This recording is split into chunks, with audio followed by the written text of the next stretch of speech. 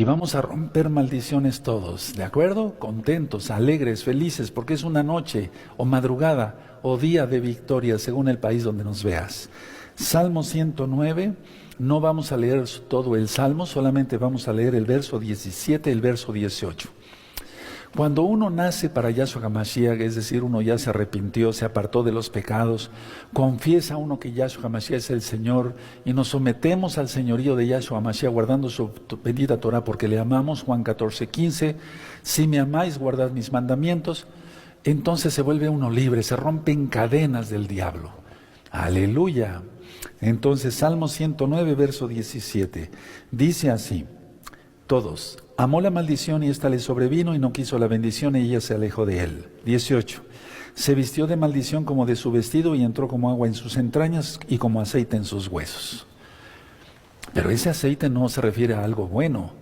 Por eso la gente acaba muy mal con artritis, artrosis, deformidades de todo tipo, porque la gente se levanta diciendo maldiciones, come y está diciendo maldiciones, cena, está cenando y está diciendo maldiciones, se va a dormir y está maldiciendo a medio mundo. Pero uno no, porque uno es kadosh, uno es santo, uno está apartado para el eterno. Entonces, en santidad, pues lógico que no se bendice a nadie, ¿no? En santidad se bendice a todos, pero sin santidad ni siquiera se verá al Señor, dice la Biblia. Voy a hacer un repaso de las maldiciones que dije que están operando activas, sobre todo de las dos primeras, y vamos a pasar luego a las siguientes para que no se desesperen, amados Zahim. Yo dije que hay maldiciones, estas operan en el aire y cuando el Eterno dice ya, entonces actúan sobre una persona. La maldición de Ahor, la maldición de Kelel, la maldición de Alá, ojalá, la maldición de Arar, la maldición de Jerem y la maldición de Nakaf. Esas maldiciones las expliqué hace 8 días, al menos las dos primeras, pero hago un repaso rápido. Miren, Ahor es una ceguera espiritual por hablar mal del pueblo de Israel o por hablar mal de los siervos escogidos de Yahweh. Entonces la gente vive religiosamente y cae en un engaño. Te pongo un ejemplo de ahora. Miren, abran su Biblia en Génesis 1:14. Vamos para allá. Génesis 1:14, búsquenlo. Bereshit, que quiere decir en el principio. Aleluya, qué bueno que les gusta estudiar la Biblia, el Tanaj, la Torah, y practicarla, llevarla por obra, ser santos, apartados del Eterno. Entonces en Génesis 1:14 dice así, dijo luego Elohim, haya lumbreras en la expansión de los cielos para señalar el día de la noche, y sirvan de señales para las estaciones, para días y años. Se refiere al sol y la luna y eso ya lo hemos ministrado bastante. En esta congregación no se utiliza la astrología, porque eso lo utilizan los brujos, para adivinar el futuro y cosas de ese tipo. No, utilizamos la astronomía y ya di citas cuando estuvimos hablando de varios eclipses. Y por cierto, viene otro eclipse dentro de poco y vamos a transmitir primeramente el Eterno. Yo les diré el día y la hora. Entonces atención, porque ese eclipse que viene va a dar es una señal muy grande que va a dar al mundo el Eterno a través de ese eclipse, porque está participando el sol y la luna. Pero aquí en nuestra Biblia dice las estaciones, los días, las fiestas, etcétera, se señalan por el sol y la luna, no por las constelaciones. Atención, por favor, a lo que voy a decir y muy atentos. Ya empezaron las lluvias en Israel. Ahorita no va a haber cosecha en Israel para nada. Ya pasó la cosecha, ya pasaron las fiestas. Entonces en Bereshit 1:14 vimos las lumbreras, el sol y la luna, no las constelaciones. Entonces la gente que va a guardar Sukkot en noviembre se están basando a las constelaciones. Perdón, así, ni siquiera tengo por qué pedir perdón. Cayeron como los brujos, basándose en constelaciones. Nosotros nos basamos a las constelaciones astronómicamente, pero las constelaciones no fueron puestas para guardar las fiestas, no. Entonces, mucha atención porque es la época de Babel, no te dejes confundir. Hoy habló una hermana aquí a la congregación de Gozo y Paz, la atendieron los hermanos que contestan el teléfono. Estaba muy preocupada porque hay otros mesiánicos que le estaban diciendo, no, el Roe Palacios está mal, se guarda Sukkot porque la constelación fulana y la constelación perengana. Imagínense nada más qué locura. Eso es una locura. ¿Qué maldición está operando? Exactamente, la maldición de Ahor. Ceguera espiritual por hablar mal o del pueblo de Israel o de los siervos del Eterno. Tremendo, ¿no? Bueno, pero ahí está. Quise hacer el recordatorio de Ahor, pero con un ejemplo de ahora, práctico, que está sucediendo ahora. Un hermano de esta congregación, un buen se dice hermano, ajot hermana, me dijo, Roe, ¿quién inventa esas cosas? Le digo, pues Hasatán, no hay otro. Hasatán se sirve de la gente rebelde para crear ese tipo de doctrinas satánicas.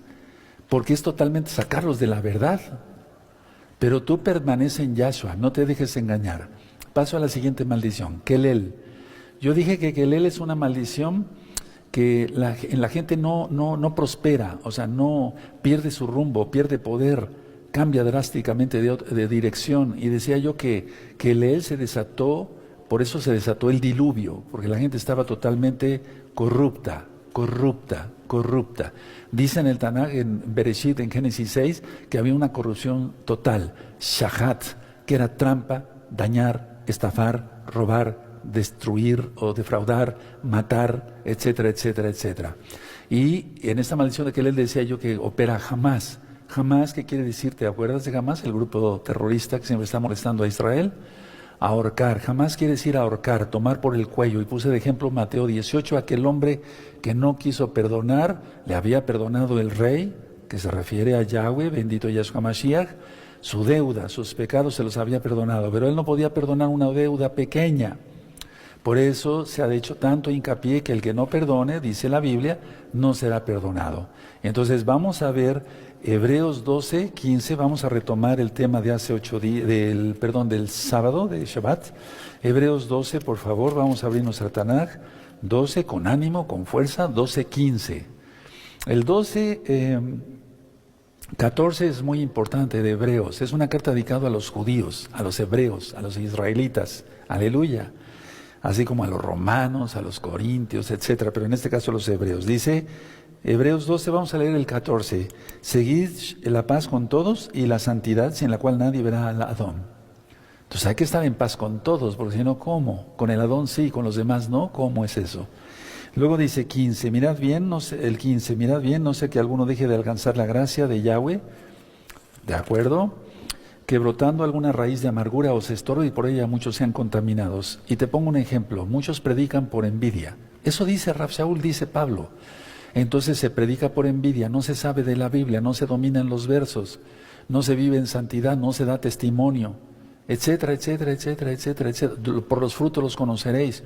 Y entonces esos son los que salen, porque esta doctrina es satánica, la de guardar Sukkot en noviembre, es a nivel mundial. No crees que estoy hablando de uno o de dos, no, hermano, hermana. Pon mucha atención, hermanos, hermanas, preciosos en el Eterno Yahshua Mashiach.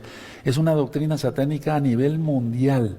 No es de una región, de Canadá, de México, de Estados Unidos, de Guatemala, no, es mundial, que el diablo quiere confundir a medio mundo. No te dejes, sigue en comunión, en oración, sea auténtico, nunca envidies a los demás.